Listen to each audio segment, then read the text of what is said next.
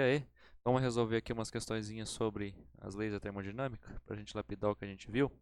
Olha lá, a primeira aqui, ó. Leis da termodinâmica da URCA. A primeira lei da termodinâmica, ela está falando da primeira lei da termodinâmica, e está intimamente relacionada com o quê? O princípio da conservação da quantidade de movimento do sistema de partículas. Em algum momento nas aulas a gente falou de quantidade de movimento do sistema de partículas. Isso aqui é lá na dinâmica, né? Conservação da quantidade de movimento, Q1, ou Q inicial é igual a Q final, tá? Isso aqui não tem nada a ver. A primeira lei não fala nada sobre colisões, não, né? Então está descartado. A lei da dilatação térmica? Não, tá? Por mais que seja algo relacionado à termometria, termologia, perdão, não quer nada dizer com a primeira lei da termodinâmica, certo? A primeira lei da termodinâmica, como a gente já viu, ela está relacionada à conservação da energia, né? Até vou colocar ela aqui, ó. Ela diz o seguinte, que a variação da energia interna do sistema, alteração da temperatura, né, alteração da agitação, a alteração das energias de ligação, ela está intimamente relacionada com a quantidade de calor que entra nesse sistema, tá? Menos o trabalho que vai ser realizado por ele, tá? Sendo positivo ou negativo. Ok? Então, assim, não tem nada a ver com dilatação térmica. O princípio da conservação de energia, opa, sim, hein? Tá, essa é uma maneira de você marcar aqui sem dó. A primeira lei está intimamente relacionada com o princípio de conservação de energia, tá? Que a gente viu lá nas aulas, se relaciona dessa maneira aqui, matematicamente falando, ok? A lei dos gases ideais também não, né? Não fala sobre isso. Aumento da entropia do universo? Não. A primeira lei, ela não tem muita coisa de entropia, não. Ela fala mesmo sobre a conservação da energia. Entropia a gente começa a ver da segunda para frente, né? Mas mesmo assim, entropia mesmo a gente fala na terceira mesmo, ok? Como a gente viu nas aulas lá. Beleza? Então, uma aqui. Letra C. Vamos fazendo primeiro aí, tá? Dá uma pausa no vídeo aí, faz primeiro aí pra já ir lapidando. Olha lá, laser termodinâmico. Durante determinado intervalo de tempo, tá? Não nos importa, uma máquina térmica recebe 1000 joules de calor. Ela recebeu 1000 joules de calor. Então, ó, já vamos escrevendo aqui. Se ela recebeu 1000 joules de calor, então significa que Q, ó, é Q. Vamos chamar de Q.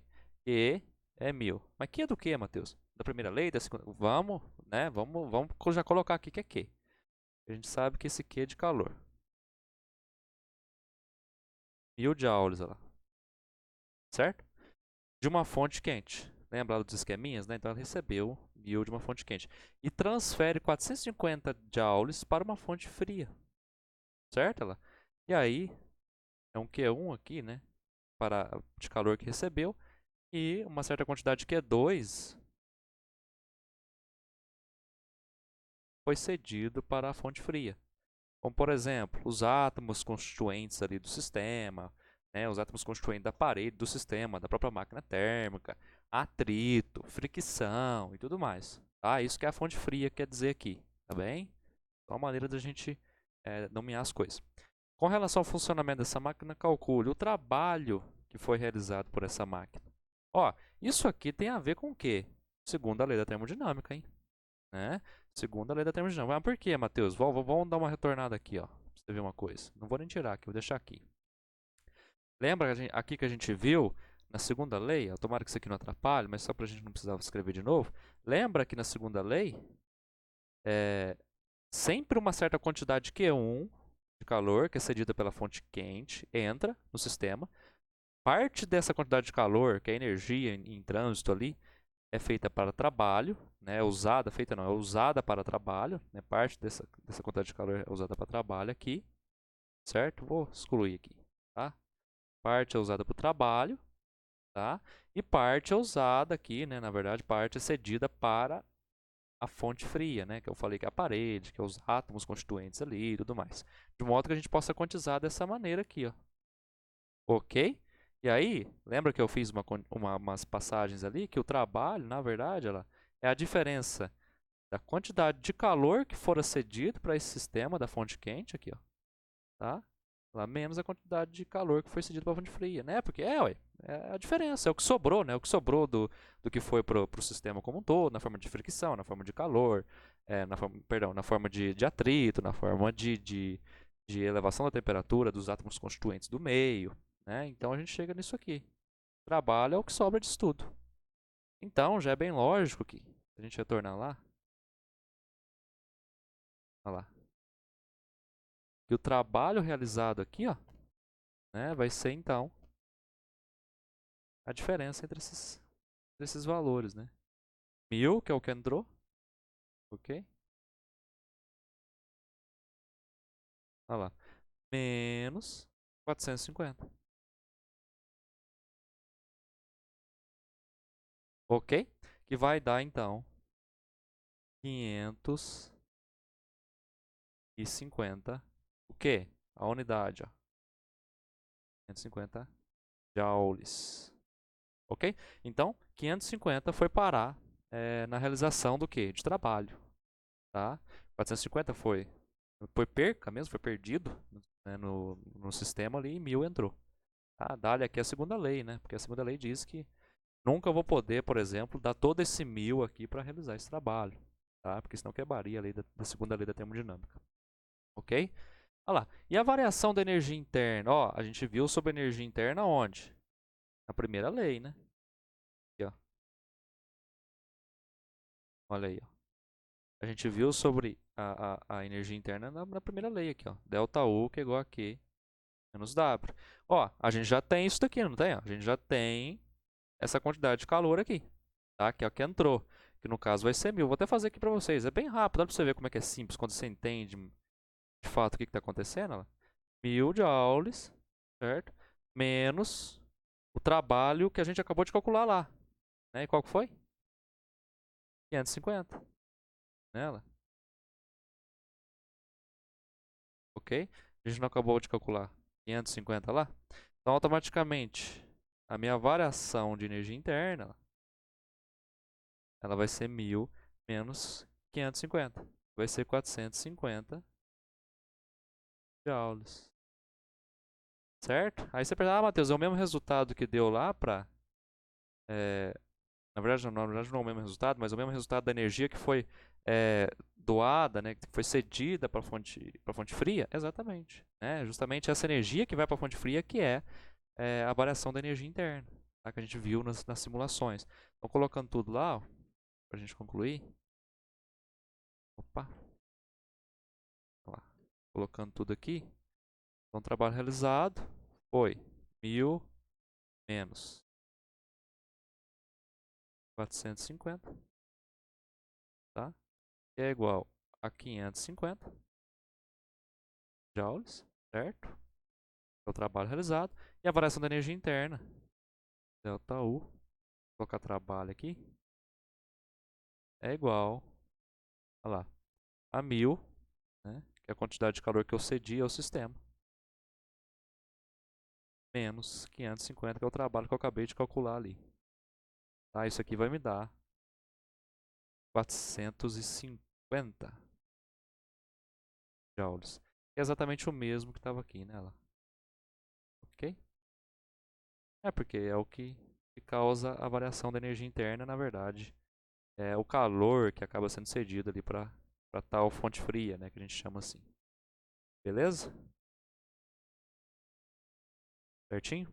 Então essa é a resposta dessa pergunta. Ok? E só para relembrar, ó, aqui a gente fala sobre... A gente usou aqui a segunda lei, né? A gente usou aqui a primeira lei da termodinâmica. Certinho? Simples, né? Vou apagar aqui, vocês tiram. Pode pausar o vídeo, certo? Beleza. Partindo para a próxima aqui, ó lá. 3. Assinale o que for correto. Então, tem alguns termos aqui que foi além do que a gente já viu, né? Mas para quem já lembra aí, para quem já sabe, é melhor que a gente vai fazendo aqui, tá? Para a gente relembrar mais para frente. Olha lá. A energia interna total permanece constante em um sistema termodinâmico isolado.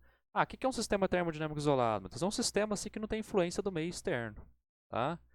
Como aquelas partículas que eu mostrei para vocês lá, né? Elas estavam só oscilando aqui dentro, né? Vibrando aqui todas agitadas aqui, né? Sem influência de alguma energia interna. Tinha, por exemplo, quando eu colocava calor aqui, né? Quando eu colocava calor aqui embaixo, aí eu mexia no sistema lá dentro. Mas quando está isolado, quando não tem isso daqui, quando só está o sistema lá das partículazinhas, a energia total permanece constante? Sim, né? Isso aqui você não precisa nem, pelo menos assim, não precisa nem saber muito de termologia. Só você lembrar lá da dinâmica, né?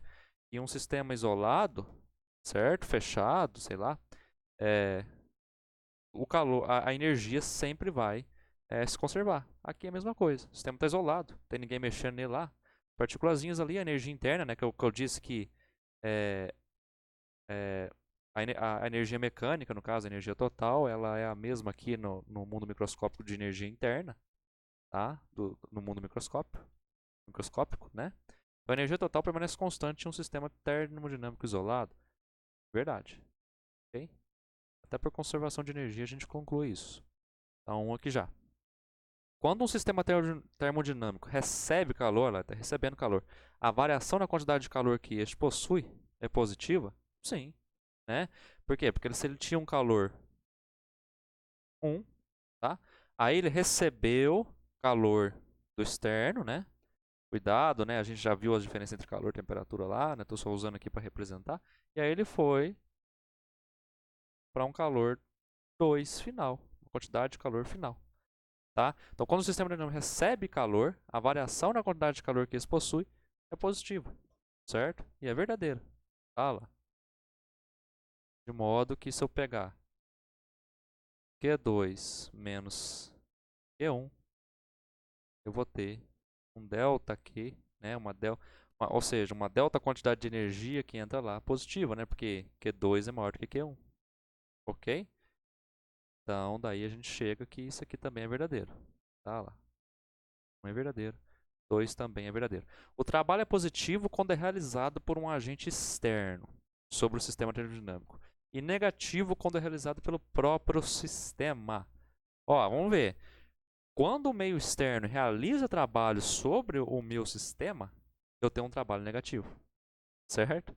Quando o sistema ele realiza trabalho sobre o meio externo, aí é um trabalho positivo.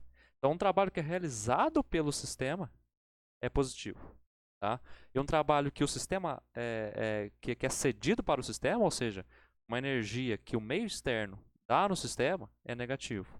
Então, aqui no caso, o trabalho é positivo quando é realizado por um agente externo sobre o sistema? Não, está incorreto. Tá? O trabalho ele é positivo quando o sistema, no caso, por exemplo, que eu mostrei nas simulações mesmo, né? Tem um sistema de partículas aqui, né? Um gás, e à medida que eu vou aquecendo ele, ele vai expandindo-se de volume, e aí ele, por exemplo, é, ele empurra aqui um êmbolo aqui, certo? Ele resolve o trabalho sobre o meio externo. E isso é um trabalho o quê? Positivo, tá? Agora, se um meio externo realiza trabalho sobre ele, né? Então, se eu tenho um meio externo aqui que realiza o trabalho sobre ele, tá? Aí eu tenho um trabalho que é negativo, ok? Então, essa questão aqui está incorreta, certo? Lá, correto. Não ocorre troca de calor entre o sistema termodinâmico e o meio e uma transformação adiabática. Correto, né? A gente sabe que as transformações adiabáticas, A, sempre quando você vê um A, fica não, certo? Não, não diabática, ou seja, diabática tem a ver com calor, né? Então não troca de calor, tem a ver com troca de calor. Então adiabática não troca de calor. Então não ocorre troca de calor entre o sistema termodinâmico e o meio. Verdadeiro, certo? Não há troca de calor entre o sistema termodinâmico e o meio numa transformação adiabática, ok? Não ocorre variação da energia interna de um sistema termodinâmico em uma transformação isotérmica? Verdadeiro. Por quê? Porque se não houve variação, ó, da energia interna, não, perdão. Se tem uma transformação isotérmica, o que é uma transformação isotérmica? Que não houve alteração da temperatura. Se não houve transformação da temperatura, não tem alteração da energia interna, né? Porque para haver transformação da energia interna, né, como a gente viu lá, calor tem que ser dado ao sistema, né? E esse calor tá passando ali no sistema, né? Esse calor, ou seja, se essa energia na forma de calor tá ocorrendo ali, então automaticamente vai haver variação na temperatura. Mas se é uma transformação isotérmica, então não ocorre variação da energia interna, ok? Então essa estaria correto, para relembrar esses termos aí, tá? Então seria 1 mais 2, 3, certo? Mais 8, 11, tá com 16, ela. Ok, dá 27. Beleza? Resultado aqui. Ok? A gente vai ver esses termos aqui com mais detalhes mais para frente aí. O próximo. Olha lá. Um motor só poderá realizar trabalho se receber uma quantidade de energia de outro sistema. Ó, um motor só poderá realizar trabalho se receber uma quantidade de energia de outro sistema. No caso, a energia armazenada no combustível é, em parte, liberada durante a combustão para que o aparelho possa funcionar. Tá? Ele está falando dos motores a combustão. Né? A queima do combustível lá, e aí a partir dessa queima, né, a expansão dos gases e a realização de trabalho mecânico. Quando o motor funciona, parte da energia convertida, o que é o importante? Parte da energia convertida ou transformada na combustão não pode ser utilizada para a realização do trabalho. Leia essa parte aqui de novo. A resposta está aqui. Quando o motor funciona, parte da energia convertida ou transformada na combustão, ou seja, energia na forma de calor que entra aí no meu sistema para realizar trabalho, parte dessa energia não pode ser utilizada para a realização de trabalho. Lembra lá da segunda lei da termodinâmica? Isso quer dizer que há vazamento da energia em outra forma. Tá? Ou seja, em outras palavras, essa energia ela é perdida de outras maneiras. A gente viu várias maneiras aqui nas aulas passadas. Tá? Carvalho, física térmica, BH. De acordo com o texto, as transformações de energia que ocorrem durante o funcionamento do motor lá, são decorrentes da liberação de calor dentro do motor ser impossível. De acordo com o texto, as transformações de energia que ocorrem durante o funcionamento do motor, tá? Ele está perguntando das transformações, são decorrentes da... Essas transformações que ele está citando é essa daqui, ó. É esse fato aqui que ele falou aqui no final, ó. Que é o fato de que há, de certa forma, um vazamento de energia. De uma outra forma, há uma transformação de uma certa quantidade de energia aí que não foi realizada na forma de trabalho. Né? Que não foi utilizada aí para realizar o trabalho.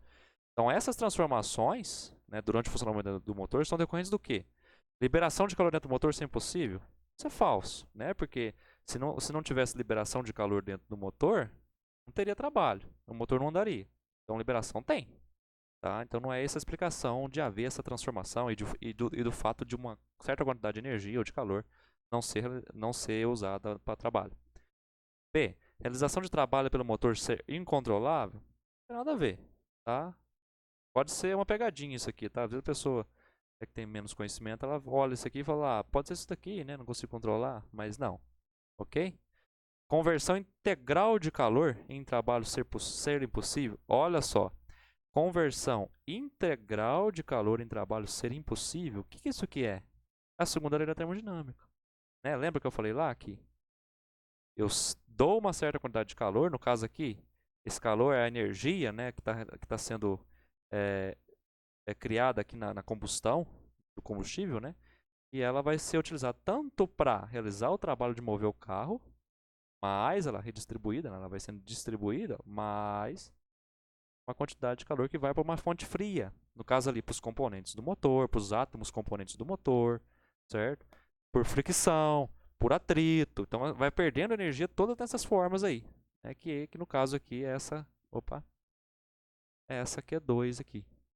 Lembra lá? Então sempre vai ter uma quantidadezinha aqui que não vai possibilitar que isso aqui seja simplesmente igual a isso daqui. Sempre vai ter isso aqui impedindo que isso aqui seja igual a isso daqui. Né? Então, é impossível a conversão integral de calor em trabalho. Tá? Que é a segunda lei da termodinâmica, basicamente. Então, é a letra C. O que explica o fato de que, lendo aqui de novo, quando o motor funciona, parte da energia convertida ou transformada na combustão não pode ser utilizada para a realização de trabalho. Parte dela, então, sempre vai estar aqui, ó, né, na excitação dos átomos do motor, na fricção, tá, no atrito, ok? Na excitação dos átomos de oxigênio, nitrogênio presentes ali no motor e tudo mais. Então sempre vai ter uma coisa que vai perder ali. Então essa é a parte. Lá. D. Transformação de energia térmica em cinética sendo possível? Não, é claro que é possível. Tá? Mas esse aqui não é o caso. Utilização de energia potencial do combustível ser incontrolável? Não. Certo? Então a letra C.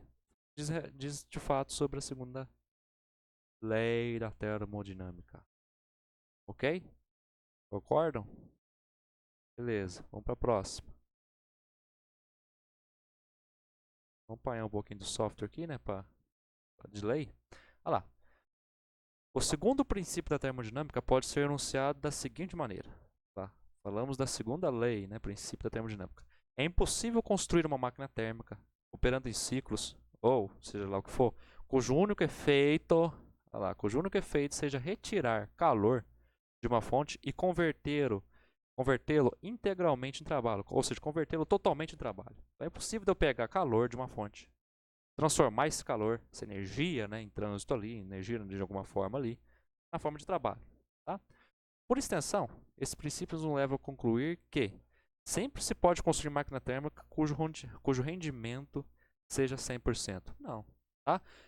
Assim, rendimento, a gente costuma pensar o rendimento como sendo isso, né? Como sendo essa capacidade da máquina de utilizar toda a energia que ela recebe na forma de trabalho. Tá? Então, a máquina que tem um rendimento muito grande é aquela que pega toda a energia que ela recebe e usa da maioria dessa energia para realizar o trabalho ali que ela está fazendo.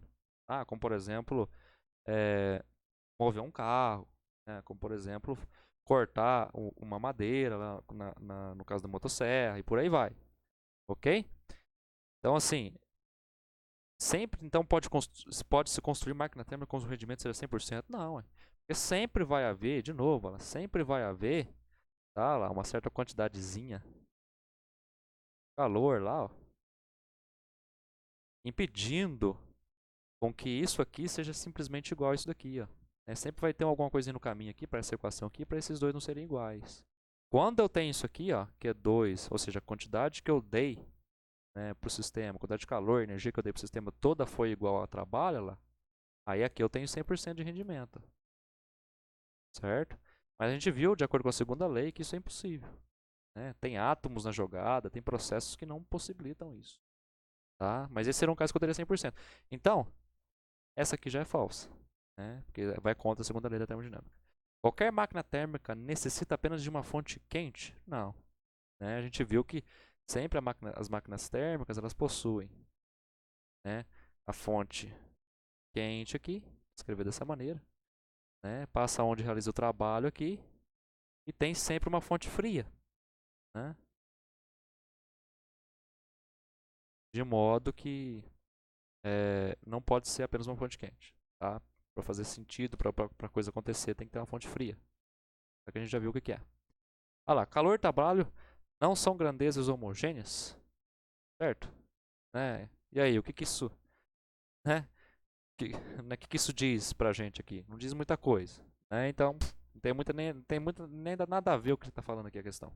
Letra D. Qualquer máquina térmica retira calor de uma fonte quente e rejeita parte desse calor para uma fonte fria. Opa, aqui ó.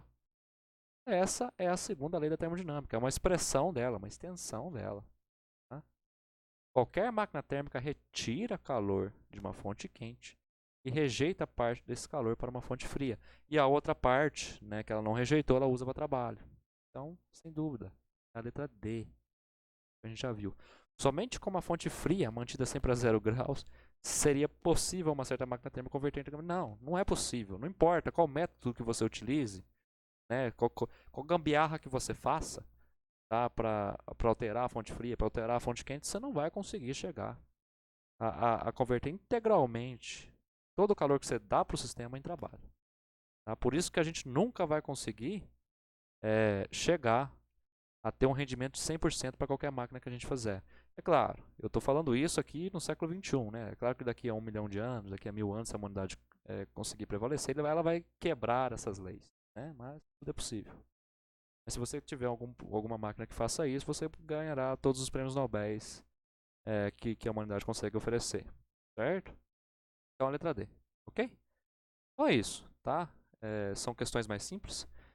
De novo, espero que eu tenha ajudado vocês. Tá? Eu vou deixar alguns materiais de apoio aí para essas aulas, vou deixar os slides que eu usei também. Eu estudo por outros canais, estudo também por outros livros didáticos, para vocês ir cada vez mais estando prontos aí para tirar a nota que vocês desejam aí e entrar no curso que vocês querem. Tá? Se cuidem e até outra aula.